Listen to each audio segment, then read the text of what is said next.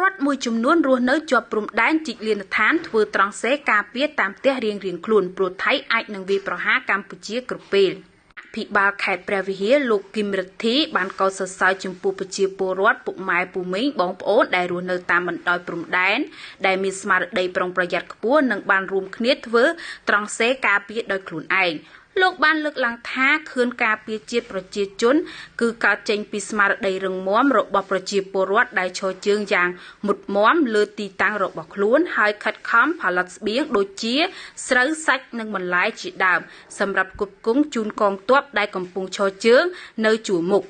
គួរបញ្ជាក់ថាសម្ដេចតេជោហ៊ុនសែនបានអំពាវនាវដល់អាជ្ញាធរខេត្តជាប់ព្រំដែនជួយពលរដ្ឋរៀបចំលានដ្ឋាននៅតាមផ្ទះក្នុងពេលសម្ដេចអញ្ជើញចុះសួរសុខទុក្ខនិងពិនិត្យស្ថានភាពរស់នៅបណ្ដោះអាសន្នរបស់បងប្អូនប្រជាពលរដ្ឋដែលបានជម្លៀសដោយស្ម័គ្រចិត្តមកកាន់មណ្ឌលសុវត្ថិភាពវត្តពោធិ៍5000ជាង1500គ្រួសារស្ថិតនៅភូមិគូលែនឃុំគូលែនស្រុកគូលែនខេត្តព្រះវិហារកាលពីរសៀលថ្ងៃទី26ខែមិថុនាឆ្នាំ2025